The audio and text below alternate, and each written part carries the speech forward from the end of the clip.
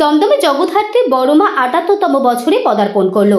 এই পুজো এদিন তার আনুষ্ঠানিক খুঁটি পুজো অনুষ্ঠিত হল প্রাইভেট রোডে।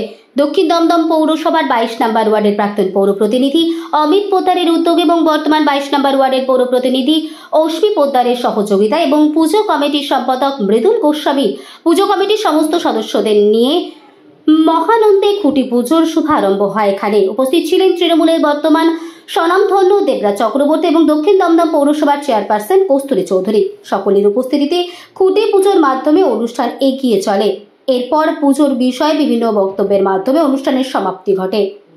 শুধু এবার একটাই কথা, একটাই নাম, দমদমের বড়মা, দমদমের বড়মা, দমদমের বড়মা।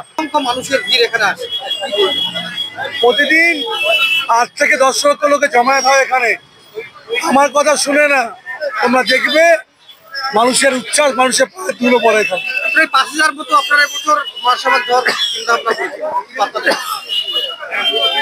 সবার ঘরে ঘরে মায়ের ভোগ যাবে। যারা নিন্দুক তারা জ্বলবে আর ফুলবে। আমরা বলছি দমদমের পুজো চন্দননগরকে টেক্কা দিচ্ছে, কিন্তু কোনো মা কোনো মাকে আসলে টেক্কা দেয় না।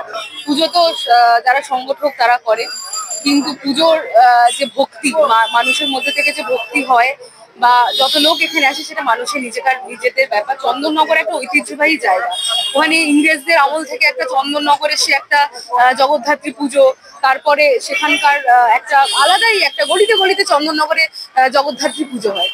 কিন্তু কেন বলা হচ্ছে যে সেখানকার আদলে আমরা তো সবকিছু দেখে ইন্সপায়ার হই, আমাদের তো কাজ যে একটা ভালো কিছুকে অ্যাডাপ্ট করা, সেটা দেখে আমরা ভালো কিছু করব।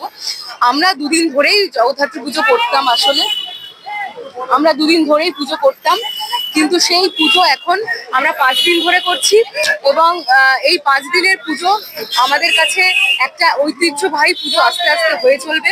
কারণ দমদমের বুকে বা কলকাতার বুকে ৫ দিন ধরে জগদ্ধাত্রী পুজো কোথাও হয় না। হয়তো বাড়ির যে পুজোগুলো আছে তারা হয়তো ৫ দিন নিয়ম করে থাকে, তারাও নবমীর দিনই সবটা করে, কিন্তু আমরা এই যে একটা ১২ পুজো সেটাকে ৫ দিন ধরে করা, সেটা আমরা করছি এবং জগদ্ধাত্রী পুজো আস্তে আস্তে বিখ্যাত হচ্ছে এবং হবে।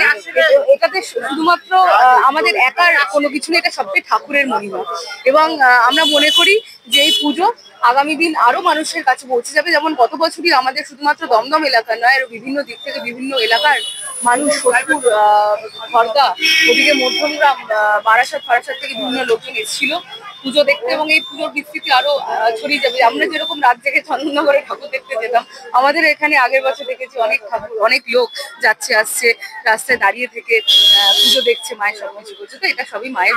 বছর একজন কুমারী পূজিত হয়েছিল, এবছর ২জন কুমারী পূজিত চলেছে, যে এর পরিকল্পনা কি ছিল? পরিকল্পনা ছিল না, হঠাৎই মাথায় এসছে যে ২জন পুজো করলে কেমন হয়।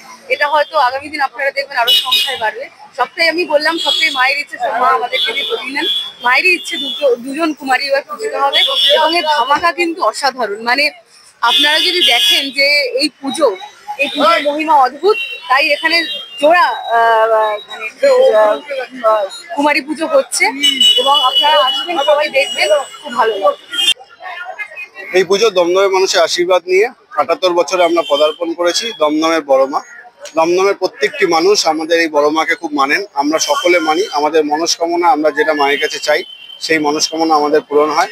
বাংলার বিভিন্ন প্রান্ত থেকে বিভিন্ন মানুষ আসে আমাদের এই মায়ের কাছে তাদের মনস্কামনা জানাতে। আগামী দিনেও আসবে। আমরা আপনাদের মাধ্যমে এলাকার সকল মানুষ, বাংলার সমস্ত মানুষকে আমরা অনুরোধ করব, আপনারা আসুন, আমাদের এই বড়মার পুজো দেখুন, সবার ভালো লাগবে। ৫ দিন ধরে পুজো হয়। কলকাতার এটা একমাত্র পুজো যেটা চন্দননগরের মতো ষষ্ঠী, সপ্তমী, অষ্টমী, নবমী, দশমী ৫ দিন ধরে পুজো হয়।